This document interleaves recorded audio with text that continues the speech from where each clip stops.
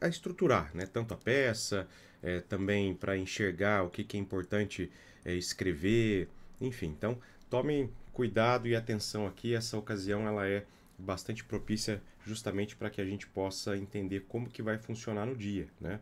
Que tipo de abordagem você precisa fazer, enfim. Bom dia, Pedrão. Bom dia, os dois Pedros aqui presentes, a Luna, enfim, nós vamos aqui fazer esse bate-papo, vai ser bem proveitoso. Tenho certeza que estão todos calmos, ninguém em pânico, ninguém ansioso. Que maldade. Esse bate-papo deixa eu só deixei um retorno aqui das mensagens. Beleza. Bom, pessoal, vamos começar aqui então. Eu mandei agora no grupo da mentoria um arquivo em PDF, né? Ele tá meio estranho porque ele tá grandão, né? Cada página ficou um slide. Mas era só para vocês terem aí o enunciado do que eu vou falar. Que eu vou projetar aqui na tela com vocês, então não vai ter dificuldade nesse ponto, ó. Deixa eu colocar já aqui no slide que nos importa. Olha lá. Eu já vou começar com vocês, então, à medida que eu estiver fazendo, né, eu vou já destacando algumas palavras importantes, coisas que eu faria se estivesse fazendo essa prova, né? Então, para a gente poder ter aí uma noção real de como que seria a prova. E depois, na sequência, a gente faz aí as anotações, construindo a peça e construindo também as questões. Fechou? Tranquilo? Perdão. Vamos lá, então. Diversas instituições de ensino brasileiras uniram esforços para o desenvolvimento científico do país. Pessoal, antes de avançar, né, sempre muita atenção nos possíveis clientes que nós temos aqui, né? Deixa eu só ver aqui que pediram um link. Só um minutinho. Me pediram o link aqui para poder acessar. Tá lá no grupo, mas deixa eu mandar aqui. Aqui foi.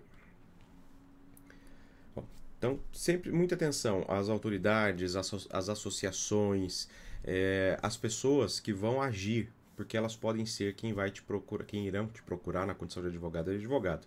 Muita atenção também aos atos que são mencionados, legislativos, administrativos, e quem é que os produziu, né? Então são pontos de atenção que a gente tem que sempre ter. Então vamos lá. Diversas instituições de ensino brasileiras uniram esforços para o desenvolvimento científico do país, o que acarretaria benefícios não só no plano econômico, como também no ambiente social. Tá? Como fruto desse movimento,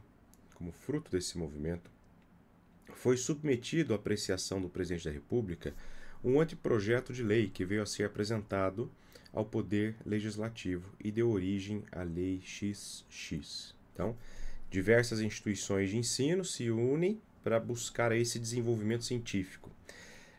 Esse desenvolvimento científico que vai trazer benefícios do plano econômico e social. Aí vejam, esse grupo de instituições, eles levam a conhecimento do Presidente da República um anteprojeto de lei. O que é um anteprojeto de lei? É um projeto de lei, né? O anteprojeto é porque ele traz ali as especificações, os considerandos, né? Traz todo o contexto de por que aquilo foi criado. Então, a gente se une e vai até o Presidente da República e ele fala assim, olha, fizemos esse projeto de lei aqui, estamos dando para você. Ou seja, a intenção é que o Presidente dê seguimento àquilo. Ok? Até porque diversas instituições de ensino brasileiras, elas por si só, elas não são legitimadas a apresentar um projeto de lei. Agora, o Presidente da República é. Ou as instituições vão, através de cidadãos, buscar compor um projeto de lei de iniciativa popular, não foi mencionado isso, ou, como o enunciado está dizendo, leva até o presidente, ou leva até um deputado, um senador, enfim, para que eles deem seguimento. E o enunciado já está dizendo, ó, que esse anteprojeto de lei foi apresentado ao Poder Legislativo e deu origem à Lei XX. Então, presume-se aqui, por enquanto, que o Presidente da República apresentou o projeto de lei na Casa Legislativa, né? E deu origem à lei. Então, o processo legislativo em si, por enquanto, a gente nem precisa se preocupar nesse primeiro parágrafo. A gente só precisa notar que deu origem a uma lei.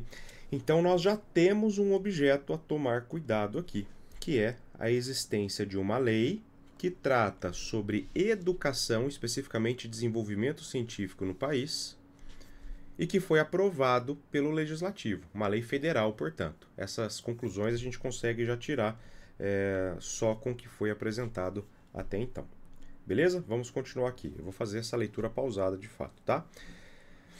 Nos termos do artigo 1º da Lei XX, olha lá, pessoal. Lembra que eu falei já para vocês em algumas ocasiões. Quando o enunciado vai dizer um a um os artigos, é porque você tem que ter atenção. Porque certamente no sentido de absolutamente, né? Cada artigo que ele mencionar, ele vai trazer um fundamento que você vai precisar para a sua peça. Então, olha lá. Nos termos do artigo 1º, a União deveria alocar mais recursos. Então, o artigo 1º diz o quê? Que a União deve alocar mais recursos, observadas as políticas públicas adotadas por esse ente federativo, nos projetos direcionados ao aperfeiçoamento das teorias científicas, o que consubstancia a pesquisa científica básica, e nos projetos que buscam estabelecer padrões de inovação em atividade de interesse da coletividade, o que aponta para a pesquisa científica tecnológica. Deixa eu acabar de grifar tudo, ó, porque tudo isso aqui é o conteúdo do artigo 1º. Primeiro alerta aqui. Se você ler de novo isso tudo que eu grifei, dá um nó na cabeça. Porque dá a sensação de que está sendo falado em grego aqui, né? Porque, professor, eu não faço a mínima ideia do que vem a ser tudo isso. O que é políticas públicas adotadas, teorias científicas, pesquisa básica, olha aqui as palavras, ó. Teorias científicas, pesquisa básica, inovação em atividade de interesse da coletividade, pesquisa científica tecnológica, dá para dar um nó. Pessoal, de tudo que está escrito aqui, o mais importante, por enquanto, é você saber que tudo isso está no artigo 1º. Então, o artigo 1º da Lei XX falou tudo isso. Vamos aqui para ver o que fala o artigo 2º. Ó, o artigo 2º, ó. O artigo 2º, por sua vez, autorizou que a União celebrasse ajustes com órgãos e as entidades públicas, bem como entidades privadas, visando, entre outros objetivos, o compartilhamento de recursos humanos especializados para a execução de projetos de pesquisa, o que ocorreria mediante contrapartida do beneficiário, não necessariamente financeira. E o artigo 3º estatuiu que a União poderia oferecer estímulos creditícios para a atuação de inventores independentes, de modo a aprimorar o processo criativo e favorecer o aproveitamento econômico das invenções. Pessoal, para quem já leu a parte da Constituição que fala sobre ordem social, sabe que aqui tem temas que são tratados lá, que envolve justamente, né, pesquisa científica, educação, enfim. Pessoal, estou vendo aqui vocês falando que não conseguiram abrir o arquivo no WhatsApp. Não tem problema, preste atenção na leitura aqui, depois eu compartilho o enunciado em outro formato. Era só para vocês poderem ler daí também. Mas é muito mais importante a explicação aqui para vocês verem os pontos sensíveis. Beleza? Isso aqui é a correção da prova do exame 41, né, do exame de ordem. Então vamos lá. Pessoal, até agora, o que nós já vimos? Nós vimos que diversas instituições se reuniram e apresentaram um anteprojeto de lei para o presidente. Esse anteprojeto foi levado até o Legislativo e deu origem à Lei XX. Essa Lei XX é uma lei federal. Professor, como é que eu sei que é uma lei federal? O presidente da República passou para o Poder Legislativo. Então, o Legislativo correspondente é o Congresso Nacional. Eu posso deduzir isso se eu estou falando no nível de presidente da República, tá? Essa lei, ela tem aqui 3 artigos que, por enquanto, foram destacados, né? Não sei se no próximo slide talvez tenha mais coisa ali. Mas 3 artigos. Dos 3 artigos que nós destacamos, o artigo 1º fala que a União deve alocar mais recursos para aperfeiçoar, estabelecer padrões envolvendo pesquisa básica, pesquisa científica e inovação. Foi o artigo 1º que disse isso. O artigo 2º autorizou que a União celebrasse ajustes com órgãos e entidades públicas, assim como com entidades privadas, com o objetivo, né, de compartilhar recursos humanos para a execução de projetos de pesquisa. Então veja que a gente, ainda que você não conheça o assunto, você consegue localizar aqui no universo que a informação é relativa à pesquisa, inovação, ensino, tá?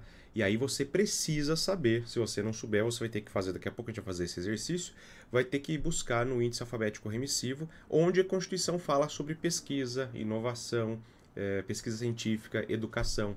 Mas eu já adianto a vocês que pelo conceito e pelo contexto, a gente já tem condição de imaginar que isso tudo esteja lá no campo da ordem social, tá?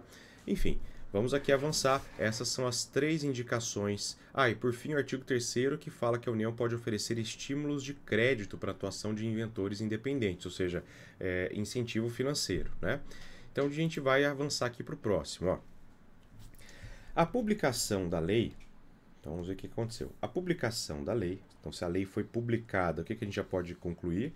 Se a lei foi publicada, ela está no páreo para se fazer o chamado controle posterior ou repressivo de constitucionalidade. Lembra disso?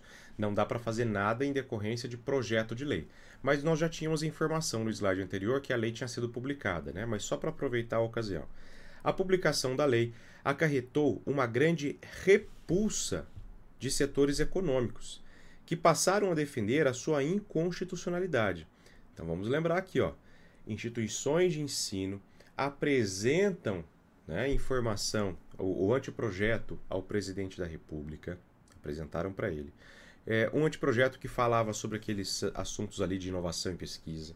Essa lei foi publicada e agora a gente tem informação que tão logo essa lei foi publicada, setores econômicos apresentaram repulsa, dizendo que essa lei seria inconstitucional. Então, o que a gente vai destacar aqui, pessoal? Ó, esses setores econômicos, olha lá, setores econômicos, passaram a defender que a lei é inconstitucional. Então, vamos lá. Eram basicamente 3 argumentos que invocavam para sustentar essa conclusão. Ou seja, essa intenção de falar que a lei é inconstitucional, ela se baseou em 3 argumentos.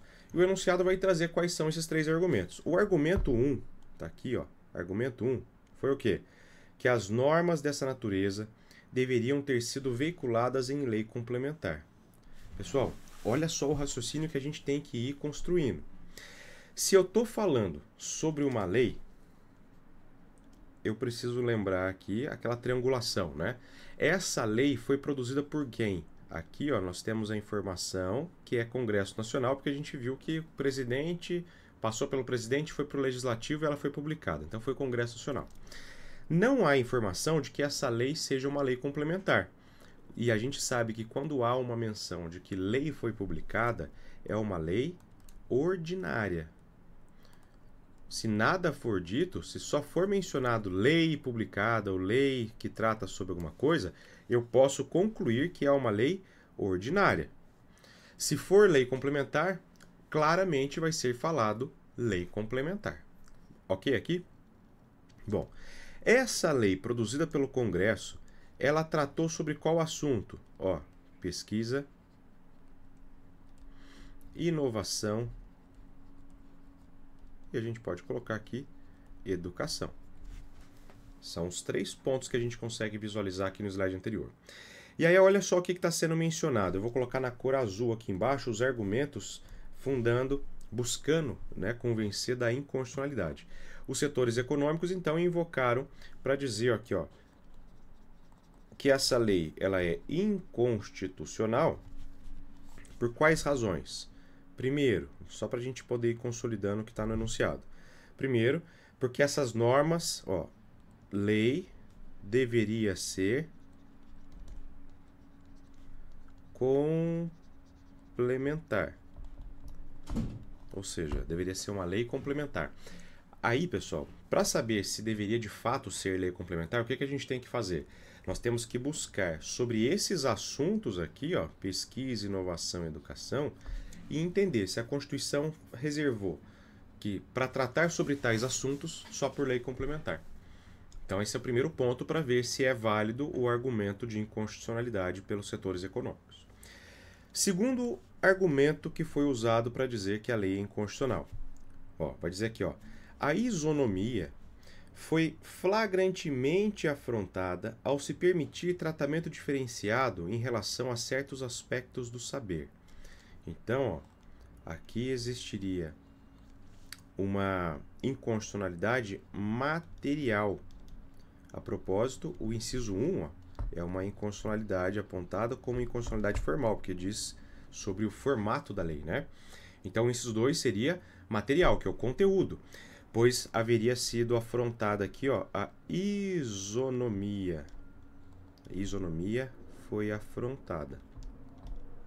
A gente vai ter que verificar se existe alguma coisa aqui que daria sentido ou razão para esses grupos econômicos. E o terceiro argumento, pessoal, eu adoro quando tem esse negócio de artigo 1, artigo 2, artigo 3, argumento 1, argumento 2, argumento 3, porque isso é um indicativo de que nós não precisamos realizar o esforço interpretativo para identificar os fundamentos. Eles estão sendo colocados à mesa, tá? Então, olha lá. Inciso 3, ou terceiro ponto, está dizendo que, especificamente em relação ao denominado compartilhamento de recursos humanos especializados, alegava-se ausência de previsão constitucional e consequente afronta à exigência prévia em concurso público. Ou seja, não é possível O que significa compartilhar recursos humanos especializados? É compartilhar funcionários, servidores, né? Então, nós estaríamos... E como ali envolve o tema, veja aqui no slide anterior, olha o que a gente destacou, ó, que esses pontos, né? Cadê? Aqui, ó. Que envolveria tanto a iniciativa privada quanto a iniciativa pública. Ó, fala aqui entidades privadas, bem como entidades privadas. Ou seja, seria possível que alguém da iniciativa privada atuasse no setor público mesmo sem ter feito concurso. Então, por isso que teria ali essa indicação do inciso 3. Ó. Inciso 3, então, lá pelos grupos dos setores econômicos, nós temos aqui ó, ausência, afronta a exigência de aprovação em concurso. Então, aqui, ó. Também é um vício material que está sendo destacado. Eu não sei se vai ser importante essa classificação em formal e material, mas a gente já vai treinando fazendo isso, né? Um vício material, uma vez que afronta a questão de... Vou colocar só a palavra concurso. Vou colocar concurso público, expressão inteira. Então, são 3 argumentos dos setores econômicos para fundamentar que a lei é inconstitucional. Tranquilo, pessoal? Até aqui? Ok? Então vamos lá. Nós temos então, eu vou repetindo, pessoal, porque isso aqui, essa aula ela serve para isso. Nós temos então uma iniciativa inicial. Iniciativa inicial é ótimo, né? Redundância. Diversas instituições de ensino apresentam um plano de desenvolvimento científico no país. Não? Olha o tema, ó, desenvolvimento científico, educação, inovação. Apresenta esse anteprojeto de lei ao presidente, que segue para o legislativo e dá origem a uma lei federal. Lei federal que tem 3 artigos que estão sendo destacados. Pode ser que essa lei tenha mais artigos, mas 3 artigos é o nosso foco de atenção. O primeiro artigo fala sobre alocação de recursos, o segundo fala sobre autorização de celebração de ajustes com órgãos e entidades públicas e também com entidades privadas. O artigo 3º fala sobre a possibilidade de estímulos creditícios para essas iniciativas. A lei foi publicada, setores econômicos apresentam repulsa a ela. E essa repulsa envolve necessariamente aqui dizer que a lei é inconstitucional. E os setores econômicos apontaram 3 pontos de inconstitucionalidade. Repetindo, primeiro, que a lei deveria ter sido complementar, e ela não foi complementar, então, ou seja, é uma lei ordinária, e eles estão dizendo que tinha que ser lei complementar. A gente vai precisar conferir isso. 2, que há uma inconstitucionalidade material, uma vez que afrontaria a isonomia. A isonomia de quem aqui, né? A isonomia com relação aos aspectos relacionados ao saber. Enfim. E 3, a questão da inconstitucionalidade material, pois afrontaria a regra do concurso público, já que fala sobre compartilhamento de recursos humanos. Beleza. Esses argumentos, vejam essa parte agora final. Esses argumentos, estou aqui, ó, encontraram ressonância, ou seja, teve adesão. Quando a gente fala que teve ressonância, é porque ela encontrou em algum lugar que ela encostou de fato. Esses argumentos encontraram ressonância, tiveram êxito, portanto, em diversos pontos do país, com o correlato ajuizamento de inúmeras ações individuais e coletivas. Então, em decorrência dessa lei, esses setores econômicos passaram a propor ações, tá? nos quais... Então veja só um detalhe, pessoal. Inúmeras ações individuais e coletivas. Se a gente está falando de ações individuais e coletivas, nós estamos tratando aqui, ó, de ações do controle de constitucionalidade difuso, né? Ações podem ter sido ações populares, podem ter sido ações civis públicas, a gente não sabe exatamente quais ações, mas fato que são menções que relacionam-se a controle difuso de constitucionalidade, tá? Nas quais a inconstitucionalidade dos artigos 1 a 3, vejam que são os 3 artigos que foram destacados no slide anterior, então, nas quais a inconstitucionalidade dos artigos 1º ao 3º da Lei XX eram incidentalmente reconhecida. Ou seja, o que é uma inconstitucionalidade incidental? Exatamente o que eu acabei de colocar, controle difuso, tá? Em primeiro e em segundo grau de jurisdição, o que vinha inviabilizando a sua efetiva projeção na realidade. Pessoal, olha só o que nós estamos dizendo. Nós temos inúmeras ações judiciais, individuais e coletivas, nas quais a inconstitucionalidade passou a ser reconhecida tanto no primeiro quanto no segundo grau de jurisdição, o que via inviabilizando a efetiva projeção na realidade, ou seja, essas ações que vão sendo aqui propostas, elas estão inviabilizando a aplicação da lei, né? E vejam que não há a informação de que todas as ações foram julgadas procedentes. Não há essa informação. Se não está dizendo que todas foram julgadas procedentes, eu posso concluir que nem todas foram procedentes. Então vejam, porque esses argumentos, eu estou trabalhando a interpretação com vocês, esses argumentos encontraram ressonância em diversos pontos, não foram em todos, em diversos pontos, com a correlato ajuizamento de inúmeras ações nas quais a inconstitucionalidade era incidentalmente reconhecida em primeiro e em segundo grau, o que vinha inviabilizando. Então a gente tem um problema aqui, que esses 3 argumentos que foram aqui trabalhados pelos setores econômicos estão alcançando, estão encontrando respaldo no judiciário, né? Mas vamos avançar para ver o próximo slide, que ainda tem mais enunciado. Sensível aos prejuízos para o interesse social que a não aplicação da lei vinha acarretando, olha lá, olha, já está dando para entender qual que é o caminho que a gente vai ter que seguir. O partido político alfa, pronto, já falou quem é a pessoa que vai te procurar, né? Que contava com representantes no Senado. Pessoal, partido político com representação no Congresso. Eu já tenho que acender o alerta, se você ainda não identificou qual a peça, eu já tenho que acender o alerta para todas as ações em que eu tenho partido político legitimado para ingressar e que a exigência a este partido é que ele possua representação no Congresso, tá? Então, sensível aos prejuízos para o interesse social que a não aplicação da Lei XX vinha acarretando, o partido político alfa, que contava com representantes no Senado, contratou seus serviços como advogada, como advogado, e solicitou o ajuizamento de uma ação constitucional cabível. Então, ajuizar ação constitucional com o objetivo, olha só o que o seu cliente quer, com o objetivo que fosse requerido o reconhecimento da plena compatibilidade da lei com a Constituição. Pessoal, essa é a hora que você fala assim, meu Deus, como esse examinador é do bem. Assim que terminar a prova, eu vou pedir um iFood para ele. Vou mandar para ele. Será que tem problema falar de iFood? Não, né? Me patrocina, iFood. Vou mandar um iFood para ele. Eu tenho que, no mínimo, mandar um café da manhã para ele de segunda-feira, né? Por quê? Pessoal, se você tinha dúvida de qual peça seria, agora você não tem mais. Porque a única dúvida que poderia ter trazido aqui sobre qual ação, utilizar, é que não há uma frase que costuma aparecer quando é cobrada essa peça. Qual que é a frase? É a menção de controvérsia judicial relevante. Mas dá para se depreender que há uma controvérsia judicial relevante. Professor, me explica. Agora eu vou interpretar o conjunto de tudo, tá? Pessoal, quando há aqui, ó, essa parte final que eu destaquei com vocês, ó, argumentos que encontraram ressonância em diversos pontos. Quando a gente fala diversos, significa que não foram todos. Ou seja, não é unânime o reconhecimento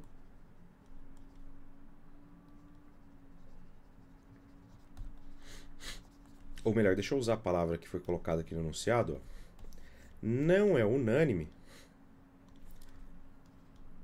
a ressonância.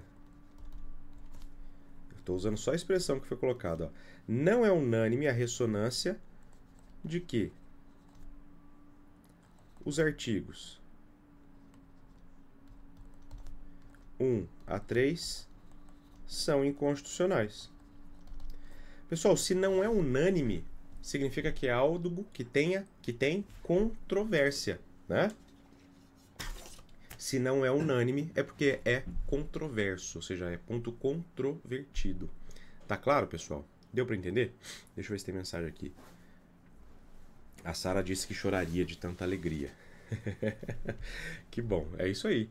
Eu espero que todos tenham enxergado aí que não há nenhum caos aqui nessa identificação. Se alguém teve dificuldade, me manda depois aqui no WhatsApp que eu explico melhor. Mas eu vou tentar mostrar para vocês agora a consolidação de tudo que a gente falou. Ó.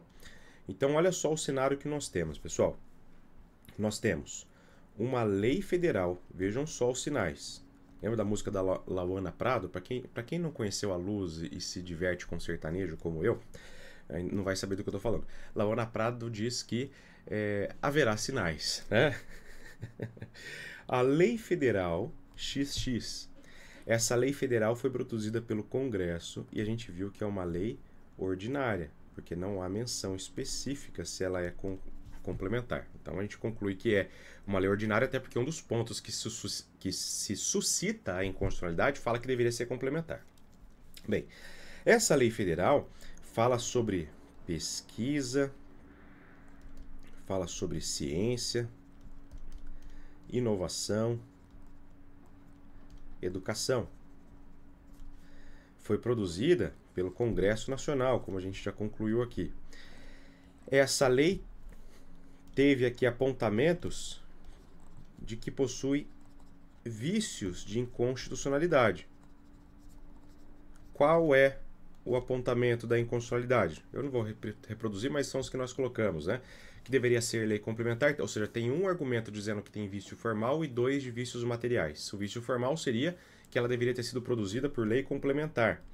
Aqui, ó, lei complementar. O segundo, vício material, de que afetaria a isonomia. E, por fim, a questão do compartilhamento de recursos humanos, também vício material, que deveria ter concurso público, tá? E aí, o que acontece? O partido político alfa,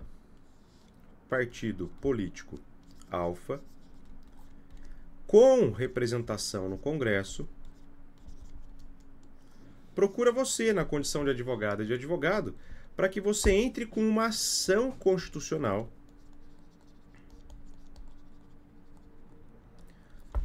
Professor, o que é ação constitucional? Pessoal, ação constitucional poderia ser um remédio constitucional também, né? Porque é uma ação que trata de proteger a Constituição ou uma ação que trata, que nasce da própria Constituição. Poderia ser um remédio porque ela nasce da Constituição, mas as ações de controle concentrado também nascem da Constituição, também nascem dela, né? Mas por que é uma ação constitucional? Porque ela vai trabalhar a questão da constitucionalidade. E essa ação constitucional, olha o objetivo, ó. Primeiro, se é uma ação constitucional, aliás, uma palavra, ó, ajuizamento de uma ação constitucional. Pessoal, se eu estou falando de ajuizamento, eu estou falando de uma ação inicial. Eu já posso... Aliás, acho que não cabia nem ter essa dúvida. Mas vejam que não há como sustentar ser aqui uma reclamação constitucional, não faz sentido. Não faz sentido ser recurso e não faz sentido ser defesa. Correto? Ou seja, só me cabe pensar em uma inicial. E uma inicial que tem como objetivo reconhecer plenamente a compatibilidade da Lei XX com a Constituição. Ou seja, uma ação constitucional que busca reconhecer que a Lei XX é constitucional. Pessoal, qual é a lei? Perdão, qual é a ação que fala, né? Qual é a ação que fala ou que possibilita que você diga que a lei é constitucional? Ação declaratória de constitucionalidade. Tá claro isso, pessoal? Eu acho que não há dúvida aqui, mas às vezes o que parece óbvio nem sempre é, porque se você tiver um detalhezinho anterior que não entendeu, o restante fica comprometido. Então, se você tiver dúvida quanto a isso, pode me mandar aqui no WhatsApp, como essa aula aqui é exclusiva para vocês, a mentoria. Se tiver alguma dúvida, me falem, eu aciono diretamente vocês, se vocês ficar constrangido de mandar aqui no grupo, tá? Mas não deixe passar essa dúvida. Então vamos lá. Nós temos aqui, pessoal, já uma boa parte do caminho avançado. Eu quero agora com vocês estruturar. Eu vou falar, como a minha letra é maravilhosa, algumas coisas eu vou explicar e vou colocar a palavra aqui, tá? Expressões, só para não ficar tão aberto. Então, primeira coisa, com relação ao endereçamento, pessoal, como é que nós vamos colocar aqui? O endereçamento será ao presidente, ao senhor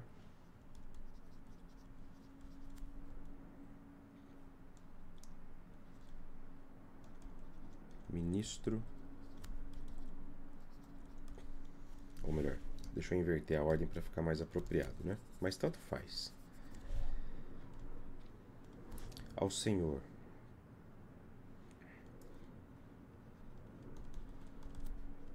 presidente. Acho que do outro jeito estava melhor, né? Mas agora vai ficar aqui sim. Ministro. Oh, meu Deus! Ao senhor ministro presidente. Eu que tinha começado correto. Ministro presidente. Eu vou abreviar aqui, tá, pessoal? Do Supremo Tribunal Federal. Ministro presidente do Supremo Tribunal Federal. Ok? Só esse ponto, pessoal, já garante para nós aqui 0,1. Deixa eu ver aqui a pergunta. Se falasse em controvérsia, seria DPF? Não, Reinaldo. A controvérsia, ótima pergunta, viu? Olha só, o que seria aqui a figura da controvérsia? Deixa eu voltar num espacinho para escrever aqui, ó. Controvérsia judicial relevante. Controvérsia judicial relevante é uma expressão chave para quando é ADC, não ADPF. Por quê? Controvérsia. Controvérsia é porque não há consenso. É um ponto controvertido, tá? Controvérsia judicial relevante é um elemento obrigatório na ADC. Então, quando você lê essa expressão, significa que você já matou que é ADC, tá? Só que às vezes a controvérsia judicial relevante, ela não está escrita dessa forma. Mas então, o que eu tenho que saber, professor? Eu tenho que saber o que significa controvérsia judicial relevante, ó. São decisões não unânimes acerca da constitucionalidade ou da inconstitucionalidade da lei. O que significa isso, pessoal? Os tribunais, eles não são unânimes em entender se aquela lei é constitucional ou inconstitucional. Por isso que é uma controvérsia judicial relevante. E aí, com a intenção de afastar essa insegurança jurídica, eu ingresso com uma ADC que vai dizer de uma vez por todas se a lei é constitucional ou inconstitucional. Vamos lembrar que toda lei que é publicada, ela tem a presunção de legalidade, né? Ela tem a presunção de validade, de que ela é constitucional. E aí, quando começa a ter decisões judiciais trazendo conflito com relação a isso, ou seja, algumas decisões entendendo que ela é constitucional, outras dizendo que ela é inconstitucional, eu preciso do Supremo para passar a régua e dizer, de fato, se é constitucional ou se é inconstitucional. Ficou claro? Conflitantes, exatamente, Jaque. Então, controvérsia judicial relevante significa que as decisões não são unânimes. No nosso enunciado, vejam que a expressão que foi tratada aqui nem foi uma expressão, foi um conceito, né? O conceito foi o quê? Que os argumentos encontraram ressonância, ou seja, encontraram aderência, encontraram respaldo, né? Em diversos pontos do país. Ou seja, tem lugar que entende que sim, tem lugar que entende que não, com relação à constitucionalidade. Então aqui há uma demonstração de que há uma controvérsia judicial. Se tivesse a palavra controvérsia, Reinaldo, só significaria com mais certeza que seria uma ADC. Confesso a vocês que se eu estivesse lendo esse enunciado, num primeiro momento eu não conseguiria enxergar que isso aqui significa controvérsia judicial relevante, mas eu ficaria com a pulga atrás da orelha. Será que é controvérsia judicial? Tá? Enfim, se eu termino de ler o enunciado, quando eu vejo essas últimas dicas aqui, aí eu ia ter certeza que é um ADC. Ok? Deu para entender, pessoal? Deixa eu ver aqui, ó. Então, é isso que você precisa guardar. Bom, então vamos lá. Vejam, só me digam... Ah, beleza. Legal. Todos entenderam. Então, vamos lá. Então, ao ministro presidente do Supremo Tribunal Federal. Professor, aqui então eu pulo agora 10 linhas. Pessoal, não precisa pular 10 linhas, tá? Eu sempre sugiro a vocês que pule pelo menos uma. Mas vamos combinar que umas 3 linhas, 5 linhas é adequado? Eu vou deixar só 3 para a gente economizar espaço aqui.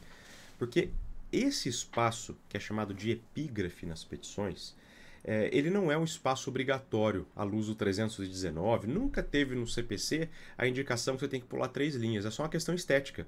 Porque historicamente era nesse espaço que nós temos ou a indicação do protocolo, né? Antigamente, quando eu não sou tão antigo assim, tenho 37 anos, mas o protocolo ele era feito aqui. Você levava aí, ele levava a petição, coloca ali e carimbava aqui o protocolo ou punha o adesivo, né? Ou aqui era o local que o juiz despachava.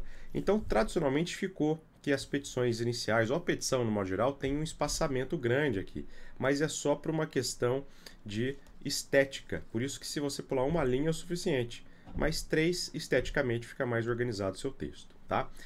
A aluna perguntou, professor, precisa de tópico específico para controvérsia? Você pode colocar no cabimento um parágrafo dizendo que existe controvérsia judicial relevante. Eu sempre sugiro, como é um requisito da inicial, que você crie um tópico da controvérsia judicial relevante. Você vai gastar às vezes 2 linhas para dizer que as decisões não são unânimes entre os tribunais e outros órgãos do Poder Judiciário. Por essa razão, a fim de se alcançar segurança jurídica, é imprescindível a circunstância de que o Supremo adeque o entendimento, trazendo conclusão de uma vez por todas que a lei é constitucional. Você pode fazer isso. Pode criar. Eu gosto de criar o tópico porque a expressão ela é muito importante. A existência de controvérsia judicial é um requisito de inicial. Daqui a pouco a gente vai chegar sobre isso, falar sobre isso, tá? Então pulei aqui, ó. E aí eu vou começar da legitimação ativa. Pessoal, quem que é o cliente que está me procurando? É o partido político, né? Aqui uma dica, pessoal. Eu vejo que muitos, quando vão fazer o simulado, não faz o recuo.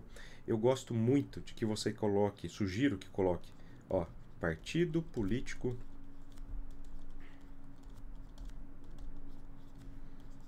alfa, ou simplesmente partido alfa, né? Enfim, mas partido político alfa, exatamente como está escrito. E por que eu sugiro o recuo? Esteticamente fica mais organizado. Professor, mas eu estou fazendo aula de arquitetura, de design de interiores ou de direito? É de direito. Só que quando eu falo esteticamente, o esteticamente aqui favorece que o seu examinador, seu corretor, no caso, consiga enxergar com mais facilidade a resposta que você está dando.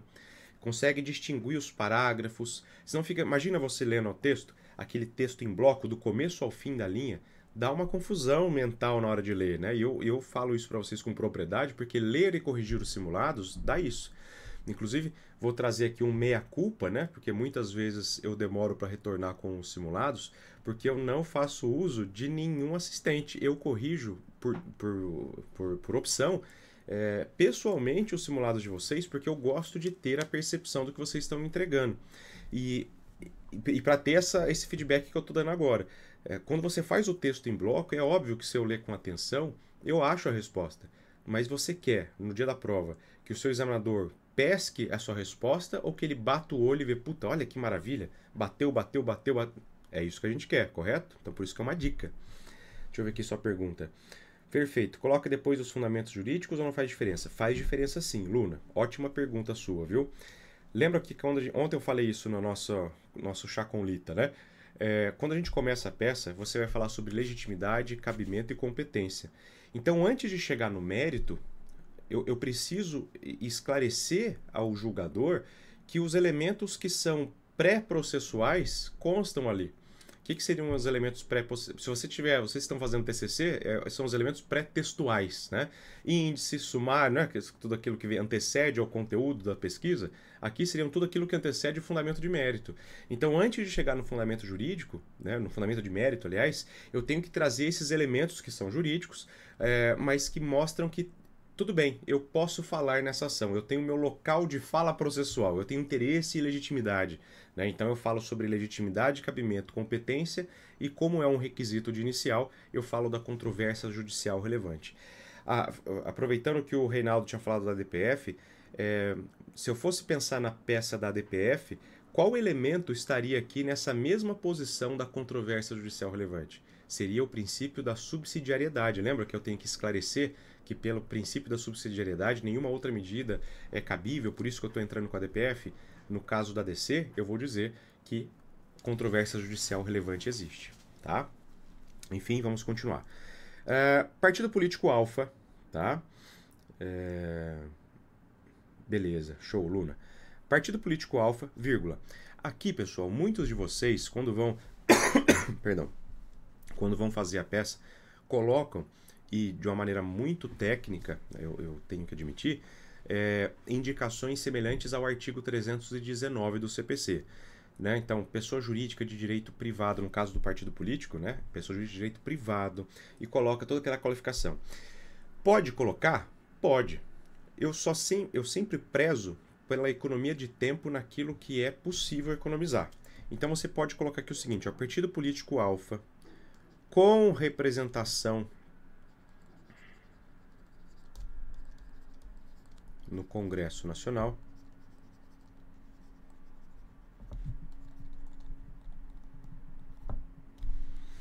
tá? Aí você pode colocar aqui, ó, entre parênteses, qualificação, porque você não tem a qualificação. Ok? Vem através de seu advogado ou de sua advogada, procuração em anexo, propor a presente. Pessoal, vocês vão ver que tem muita coisa aqui que é estilo de escrita. Pode ser que vocês escrevam de formas diferentes, tá? Isso não traz erro. Então, vem através de seu advogado, procuração em anexo, propor a presente ação declaratória. Veja como que eu estou indicando a lei, a peça declaratória de constitucionalidade. Declaratória de constitucionalidade. Tem um ponto aqui, pessoal. Tem um ponto importante, né, do que nós estamos tratando. Nós vimos aqui, né, nos nossos dispositivos, aliás, no nosso enunciado, nós vimos que existe esse conflito, né, que existem tribunais entendendo de um jeito, tribunais entendendo de outro, e que isso está impedindo da execução, tá impedindo que haja a execução da aplicação da lei. Então, deixa eu voltar lá. Cadê? Onde estava escrito isso? Tá. Ó, vinha inviabilizando... Cadê? Em primeiro e segundo... O que vinha inviabilizando sua efetiva projeção na realidade. Ou seja, está sendo impedida a lei está sendo impedida de ser aplicada, uma vez que existem decisões, exatamente, Maíra, que vem tendo dificuldade de aplicar a lei. O que eu quero mostrar para vocês aqui? Eu tinha até esquecido de falar sobre isso. Independentemente de você ter identificado que ali existem elementos de urgência, né, porque a plausibilidade do pedido, ou risco na demanda, enfim, tudo isso confunde-se com o mérito. Lembra? Fumus boni iure e periculum in mora. O fumus boni iure vai se confundir com o fundamento de mérito. O periculum in mora que às vezes é que a gente fica com dificuldade de enxergar. Então, independentemente de você enxergar ou não, adote uma regra.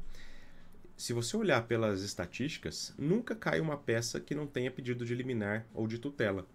Então, mesmo que você não enxergue, coloque. E você vai tentar dar um jeito de fazer encaixar o pedido de liminar ali depois. Mas coloque, porque sempre pede. Na dúvida, pessoal, se caso não tenha sido cobrado a liminar ou a tutela e você colocou, não desconta ponto. Então, para que você vai arriscar? Coloca. Ação declaratória de constitucionalidade. Aí agora eu quero fazer um exercício com você. Se você tiver com o seu VAD, abra, por gentileza, na Lei 9868 de 99. Por quê? Porque eu preciso ver com vocês se o que eu vou usar vai ser expressão liminar ou medida cautelar. Eu não vou adiantar, vou deixar a gente pesquisar, vamos ver junto, tá? Ou vou adiantar? Vou adiantar. A liminar só é a expressão usada na ADPF, tá? Aqui, mas eu gostaria que vocês encontrassem aí, sem preguiça. Lei 9868. Eu tô com o VAD sem marcação aqui. Quem tiver com o VAD do Estratégia e achar a página que tá a lei, só para ir mais rápido, manda aqui para mim. Lei 9868 de 99.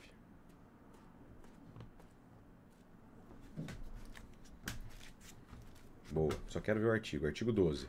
Maravilha. Artigo 12 da Lei 9868 de 99. Então, ação declaratória de constitucionalidade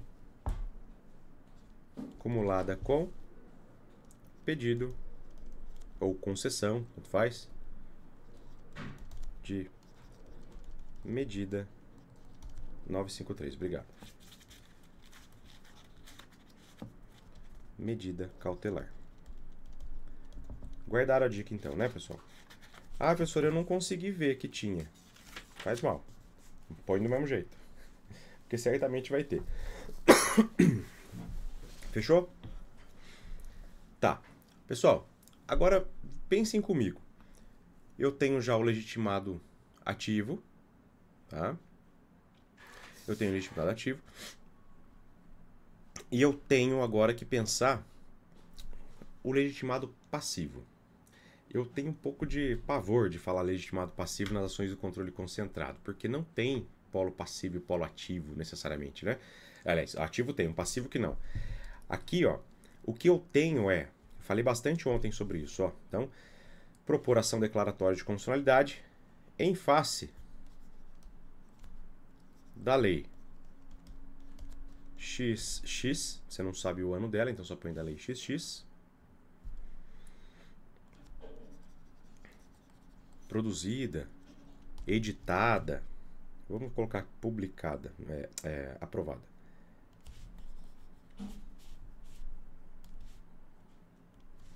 Aprovada pelo Congresso Nacional com sanção presidencial. Professor, eu posso deduzir a sanção presidencial, né? Ou, deixa eu até colocar de outra forma, para ficar mais evidente o nome. Com sanção pelo... Veja que o Congresso Nacional, eu coloquei normal, né? Mas poderia colocar em letras, em caps lock aqui, ó. Pelo Presidente da República. Só para dar um destaque, né? Por quê? Porque são os dois que participam. Então a pergunta, professor, eu posso deduzir que houve sanção do Presidente da República? Posso. Por quê? Porque não há menção de que houve veto. Então, se não houve veto, significa que houve a sanção. Senão ele daria essa informação que houve veto e o Congresso derrubou o veto, né? Não tem nada disso. Eu só estou descrevendo dessa maneira porque quando eu falo de uma lei, eu coloco sempre a Casa Legislativa e o Poder Executivo junto, porque eles foram responsáveis por essa lei ter segmento, tá? Então, ó, aprovada pelo Congresso com sanção do Presidente da República. Aí, ó, com fundamento. Então, a possibilidade de você ingressar com a ação, pessoal, aqui você pode indicar, como a gente está entrando com essa ação, você poderia não indicar nada, mas eu sugiro que você aqui coloque, ó, ó com fundamento na lei. Aliás, deixa eu inverter, deixa eu colocar primeiro da Constituição. com fundamento.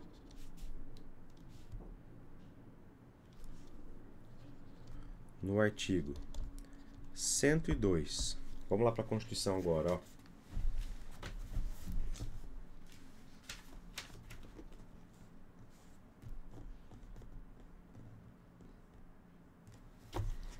Constituição Federal, artigo 102, 1A. Mas eu quero que vocês achem aí. Eu quero, né? Eu sugiro, né?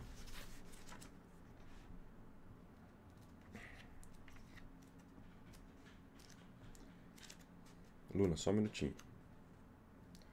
102, 1A. Diz assim: compete ao Supremo processar e julgar originariamente ação direta de constitucionalidade, ou ação declaratória. Então, artigo 102, inciso 1. A linha A, alíneas A e P. Por que eu vou colocar a linha A e a linha P? Porque a linha A fala de julgar o mérito, a linha P fala de cautelar e liminar. Então, está bem correta. Combinado com a Lei 9868 de 99. Esses são os fundamentos que eu tenho aqui, tá? O artigo 102.1A e P é o fundamento que envolve cabimento e competência, tá? E a Lei 9868 fala sobre tudo. Então, você já coloca tudo aqui. Aqui, deixa eu só ver a pergunta da aluna. Artigo 12 não é a de... Ah, da liminar, né? Isso, é o artigo 21 que fala sobre a concessão de medida cautelar. Beleza? Tranquilo até aqui, pessoal? Ok? Então tá. Qual que é o próximo tópico que a gente vai trabalhar aqui? Eu vou dar uma aceleradinha agora que eu vi que já são 11h30. Ó, os tópicos que nós vamos colocar aqui agora vão ser aqui, ó. Vamos pensar então. Tópico 1. Professor, tem fatos? Não tem fatos. Primeira coisa que a gente vai colocar, tópico 1, você vai colocar sobre o cabimento.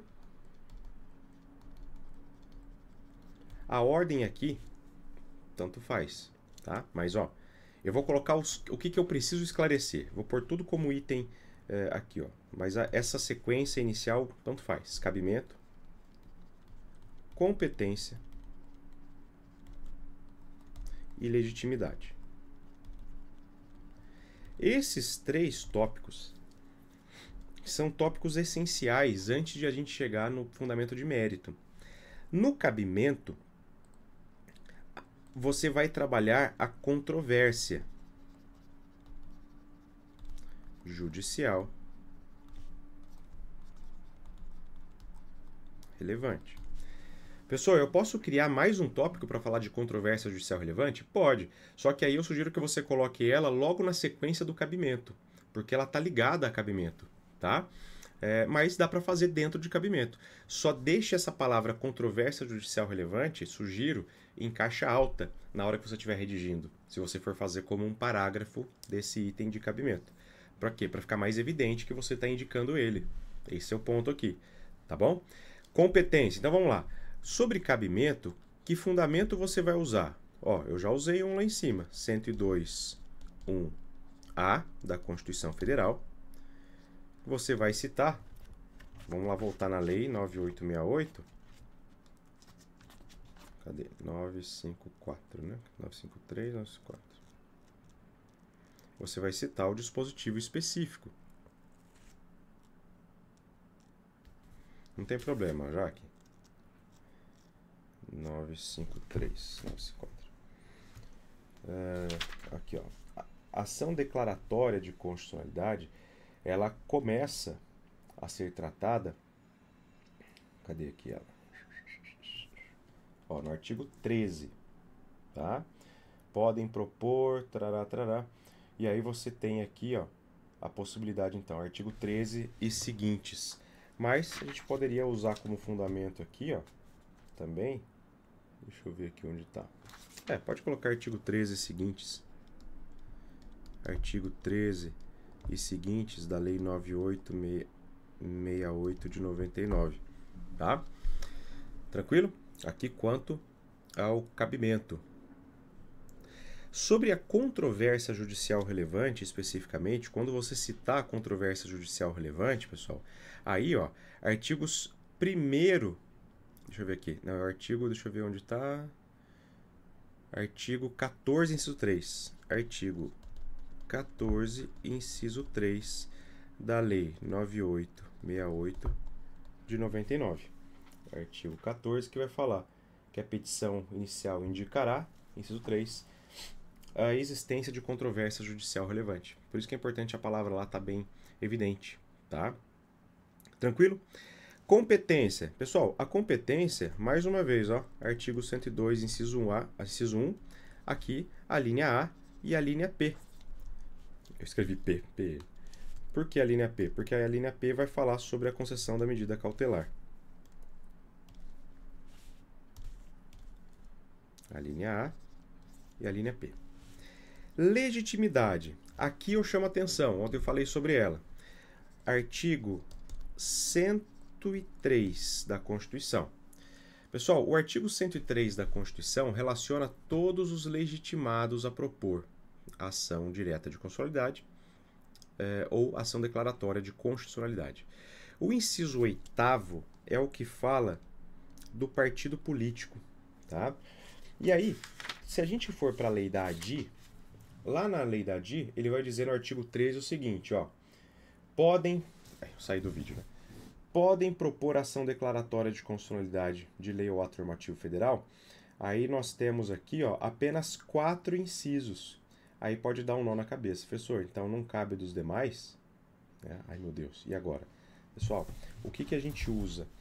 Para fins de legitimação, você vai usar o artigo 2º da lei. E aí vai ser artigo 2º, inciso 8º. Se você citar apenas a Constituição, você vai pontuar? Vai pontuar, não tem problema algum. Só que eu sempre sugiro que você indique tanto da Constituição quanto o da lei específica. Que inclusive o inciso vai sempre bater aqui, isso no caso da lei da ADI.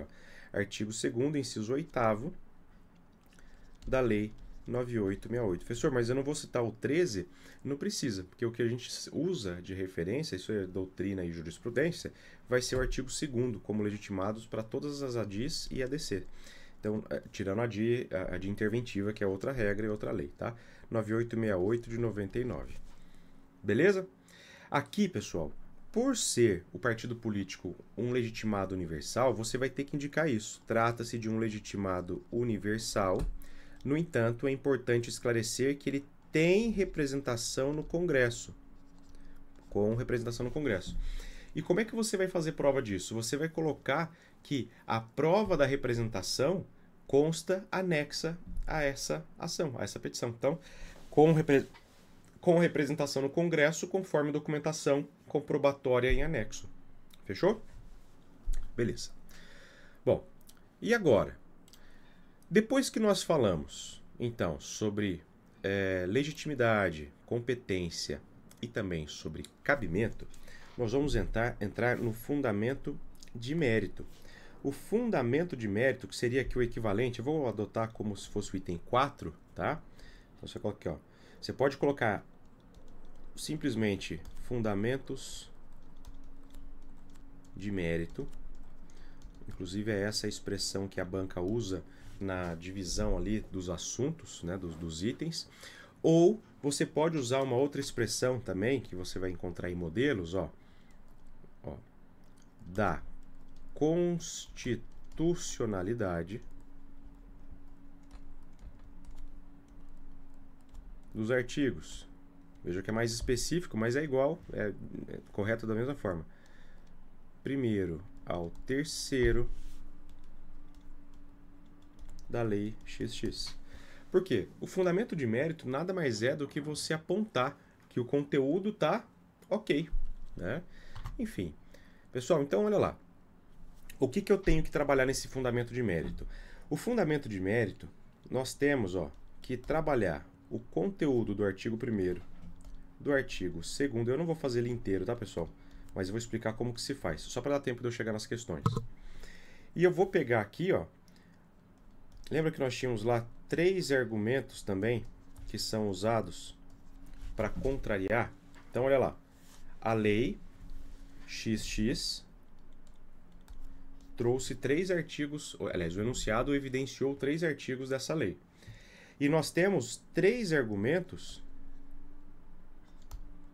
de inconstitucionalidade. O que a gente tem que fazer?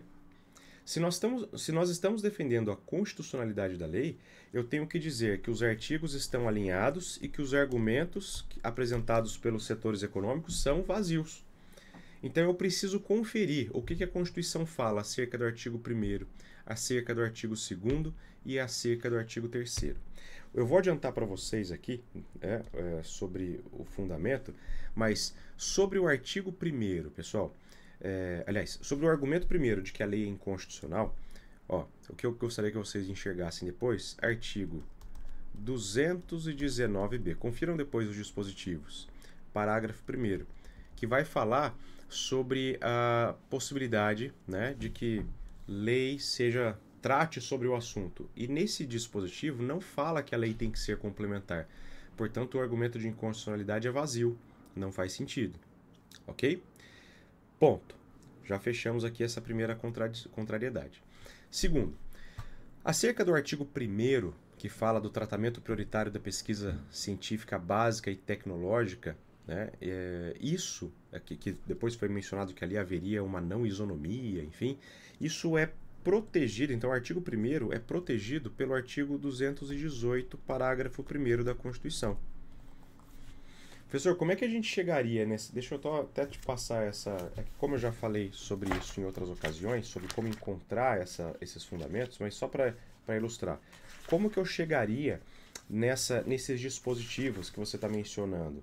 Se você não soubesse do que se tratava já de antemão, você vai aqui conseguir encaixar que na ordem social, a partir do artigo 218, a gente tem sobre o tratamento em ordem social sobre da ciência, tecnologia e inovação. E ali, né, buscando essas palavras-chave que eu tinha indicado lá no enunciado, você conseguiria chegar nesses artigos. Ciência, inovação, pesquisa, tá? Enfim.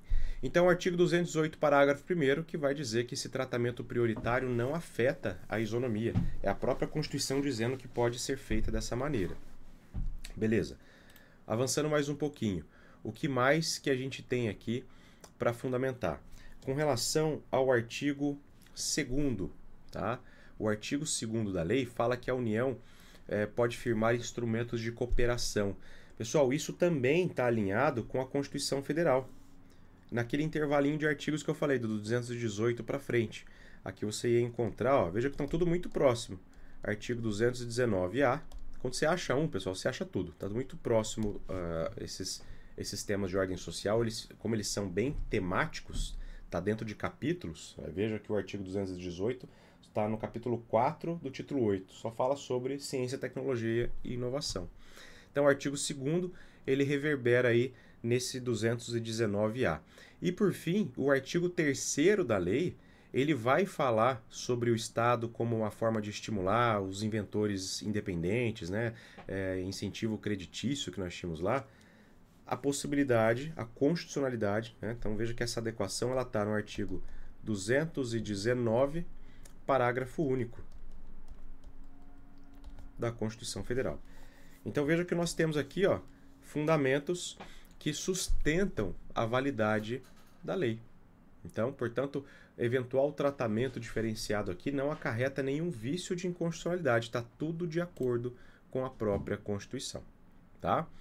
Enfim, então são aqui os argumentos que nós temos de mérito. O próximo tópico que nós vamos tratar na nossa peça, que vai ser aqui na minha sequência, seria o item 5, né? Vai ser, fundamentos da medida cautelar.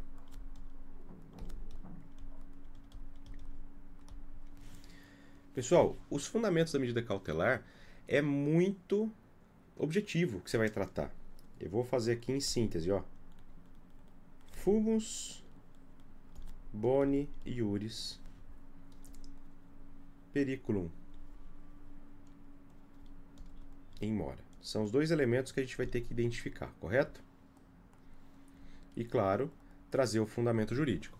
O fundamento jurídico, né, que nós temos acerca da cautelar, vocês já haviam identificado que é o artigo 21 da lei.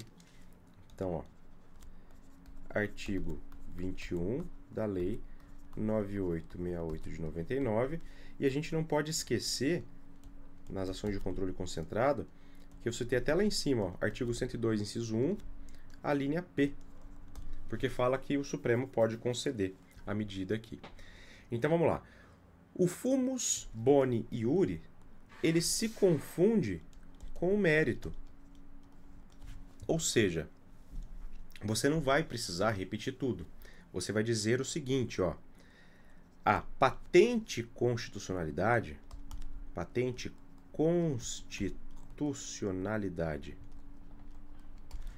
dos artigos 1 a 3 da Lei XX, vou resumir aqui, estão devidamente demonstrados nos fundamentos de mérito. Então, na verdade, pessoal, o que ele vai pontuar nesse item vai ser simplesmente se você destacou que existe o fumus boni iuris, né?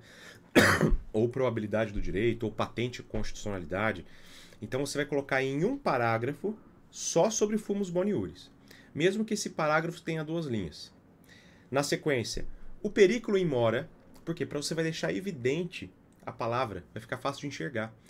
O periculum in mora, aí aqui, pessoal, que é o problema que você pode ter. Professor, eu não consegui enxergar o periculum in mora.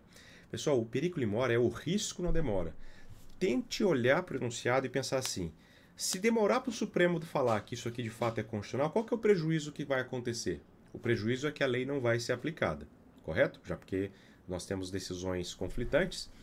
A lei não sendo aplicada, que prejuízo vai trazer? Percebe qual que é como é que você busca? Bom, o prejuízo vai ser que não vai ter incentivo, os inventores não vão conseguir receber aqueles incentivos que foram destinados, eu vou ter a pesquisa afetada. Então, o periculum in mora é quais são os prejuízos decorrentes da não aplicação da lei nas situações em que elas não estão sendo aplicadas que eu posso observar.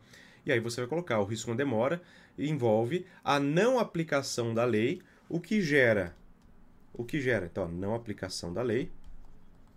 Aí você tem que pensar o que gera a não aplicação da lei nesse caso. O que gera prejuízos às pesquisas,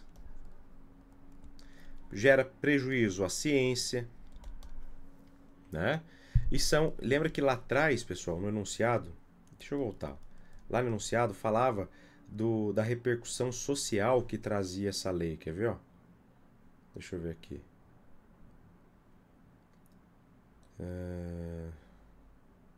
Acho que é no anterior.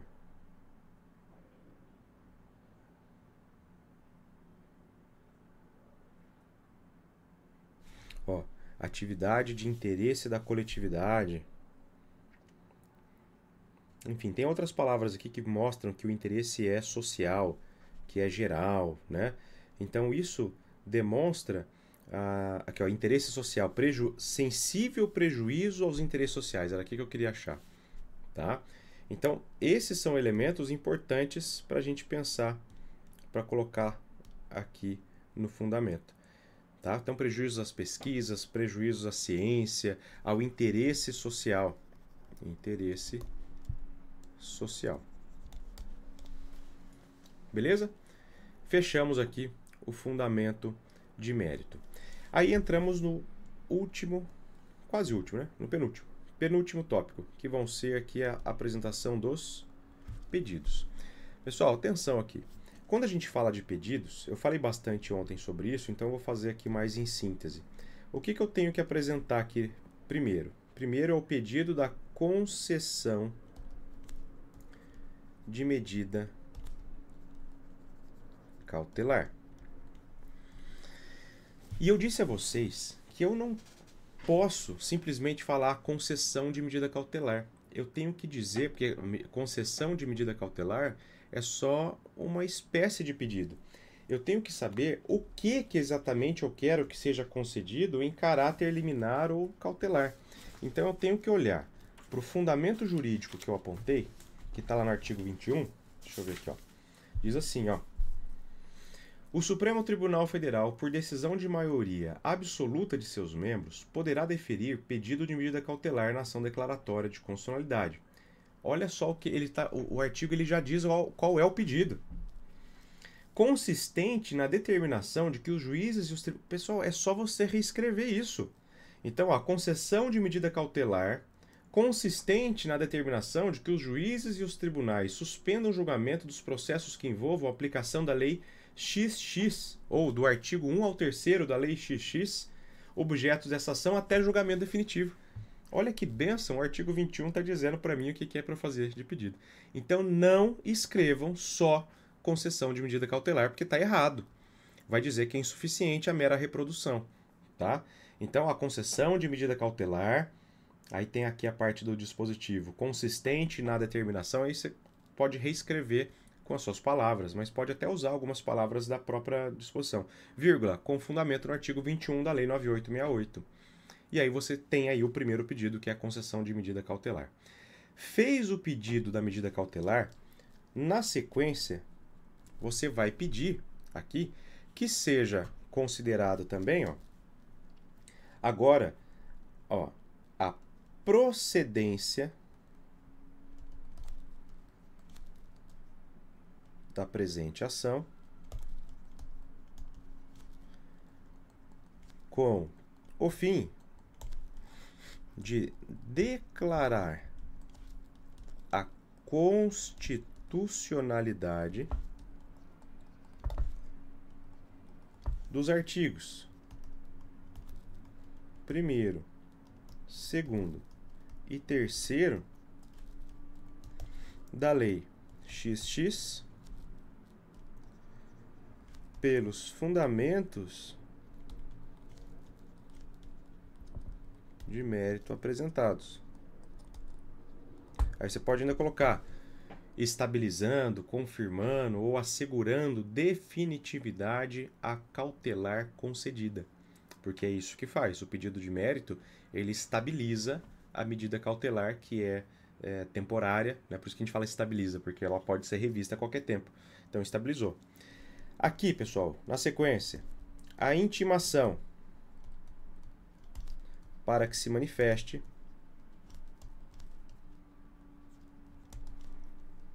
nos termos da lei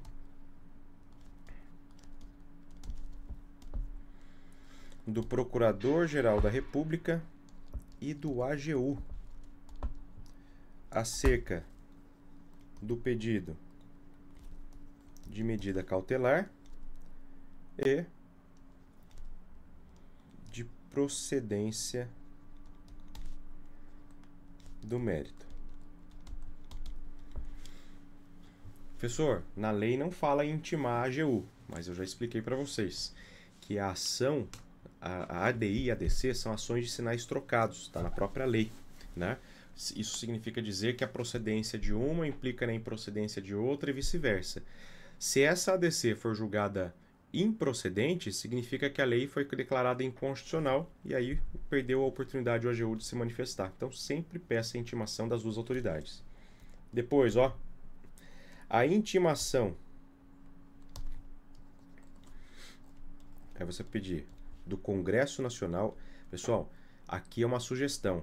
Como você colocou lá em cima que os responsáveis pela edição do ato é Congresso e é também presidente, a intimação do Congresso e do Presidente da República para que prestem informações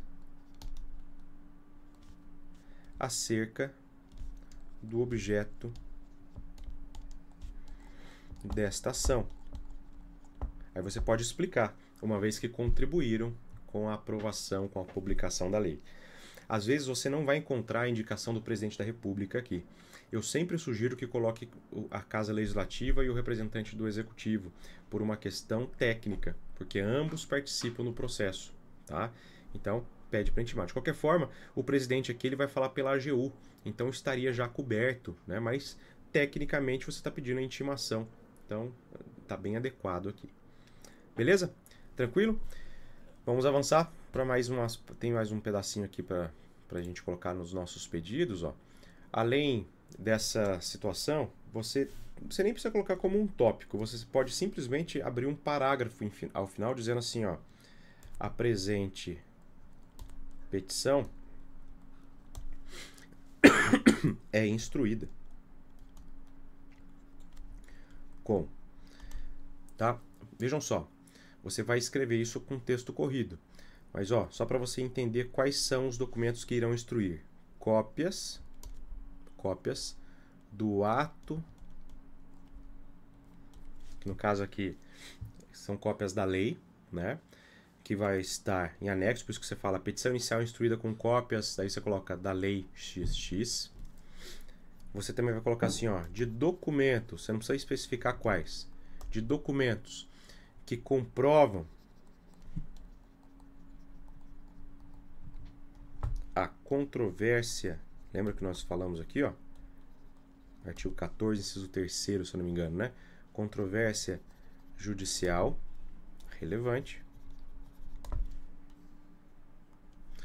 E você também indica aqui, aliás, é 14, parágrafo único, né? Não é, acho que não é inciso 3. Deixa eu conferir aqui. Quem tiver com ele fácil aí, pessoal, dê uma olhada se é o artigo 14, parágrafo único ou se é inciso. Deixa eu ver aqui. Artigo 14,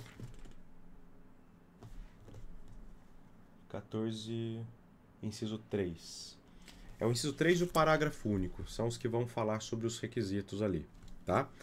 E por fim, embora já tenha sido mencionado, ó, a procuração. Ah, tem um outro ponto que você já mencionou lá em cima, mas se você quiser deixar organizado, qual é outro documento que você vai demonstrar aqui, ó? A comprovação de que o partido político alfa possui representante no Congresso Nacional. Mas você já mencionou lá em cima, é só para ficar aqui bonitinho, tá? Bom, fechamos os pedidos, tá? Fechamos os pedidos aqui para apresentar. Aqui, pessoal, agora tem um ponto que ele é estratégico. Embora nem sempre vá caber, mas o que eu sugiro que você coloque, ó? Valor da causa e produção de provas. Ah, professor, eu li num livro que não precisa ter produção de provas. Se você adotar como padrão sempre colocar valor da causa e produção de provas, tirando um mandado de segurança, né? Mas valor da causa e produção de provas, você nunca vai perder esses dois pontos possíveis, que vai dar 0,1, 0,1. Então coloca sempre. Tirando no mandado de segurança, repito, você não vai colocar produção de provas. Mas se colocar, não perde ponto. Não vai fazer sentido, mas não perde ponto. Tá? E aí a gente tem aqui, ó, fechamento. Local, data, você pode colocar só assim. Tá? Advogado ou advogada. OAB, Unidade Federativa. Pode colocar no pedido também, Sara. Não tem problema. Beleza, pessoal? Fechamos com 10 a estrutura. Batemos aqui 100% do que era exigido no padrão de resposta. Tá? Não vai dar tempo de eu ir para as questões. Eu acho que talvez fazer uma. Deixa eu fazer uma aqui, ó. Deixa eu ir lá para as questões. Eu vou fazer a primeira só. A primeira dessa prova ela era mais enroscada mesmo, tá? Então, só para a gente poder aqui ver rapidamente elementos. Então, vejam só. João dos Santos, vereador no município Alfa, em Brasília. Então, ele participou em Brasília, então ele é vereador de um município Alfa. Tá? Então, vou fazer aqui que é a mais complicada. Ó. Participou em Brasília de um grande evento organizado pelo partido político Delta, ao qual estava afiliado.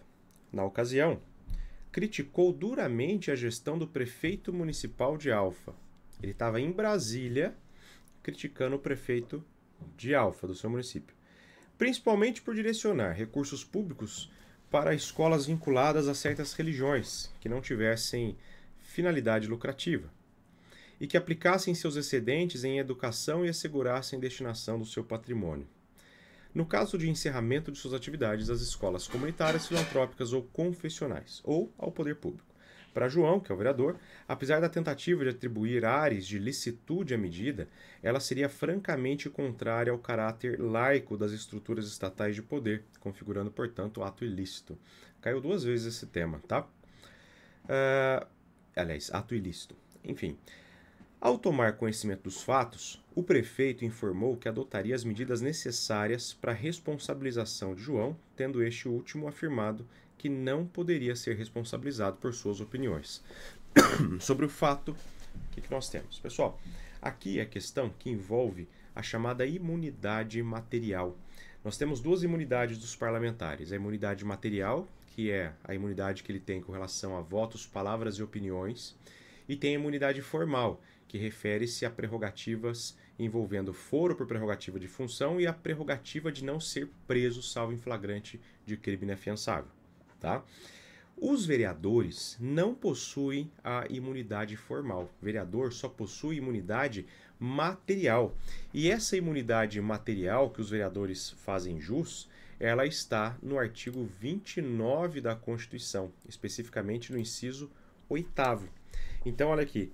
João, nas circunstâncias indicadas, pode vir a ser responsabilizado por suas opiniões a respeito do prefeito do município Alfa. Pessoal, o que nós temos lá no artigo 29, inciso 8º? É preciso que vocês façam a leitura. O artigo 29, inciso 8º da Constituição diz que a imunidade material do vereador é limitada à circunscrição do município. Onde é que ele falou essas abobrinhas lá?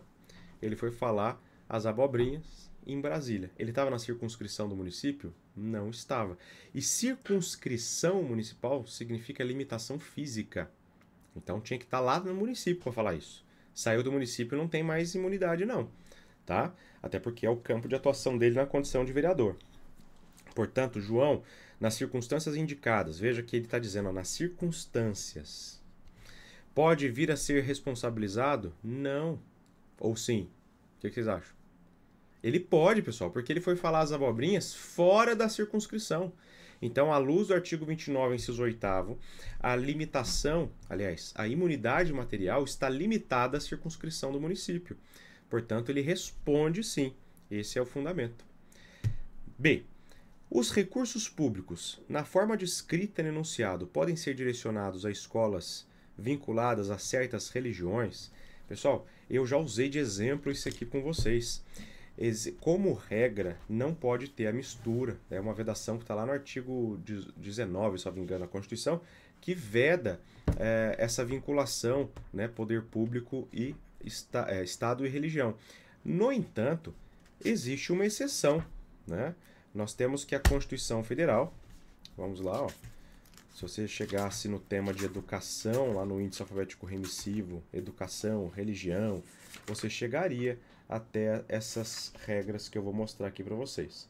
Quando a gente chega em educação, que começa no artigo 205 da Constituição, fazendo a leitura ali dos dispositivos, eu lembro que eu já até falei em alguma ocasião, algum vídeo que nós fizemos de encontro, para vocês destacarem o artigo 213 da Constituição, que vai falar exatamente a situação que aconteceu aqui no município.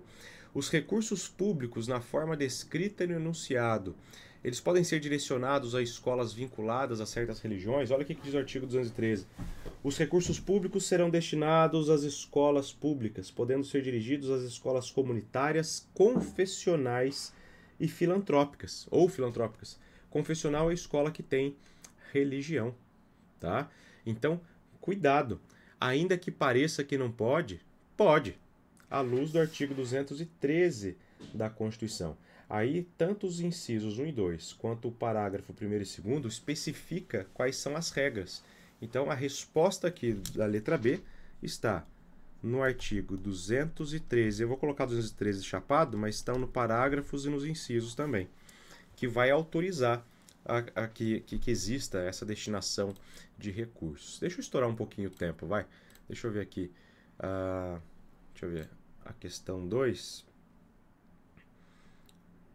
Deixa eu ver aqui. Ó, legal. Tema importante, tá, pessoal? A questão 2 falava aqui sobre CPI. Tá? Então, vamos aqui pensar o seguinte. A Assembleia Legislativa do Estado Alfa instituiu uma comissão parlamentar de inquérito com o objetivo de apurar informações a respeito da desconformidade constitucional dos programas de rádio X, Y e Z, veiculados pelas emissoras Delta, Beta e Gama nos limites do território de Alfa. De acordo com as referidas informações, os programas, em vez de promover cultura nacional e regional, as ridicularizavam.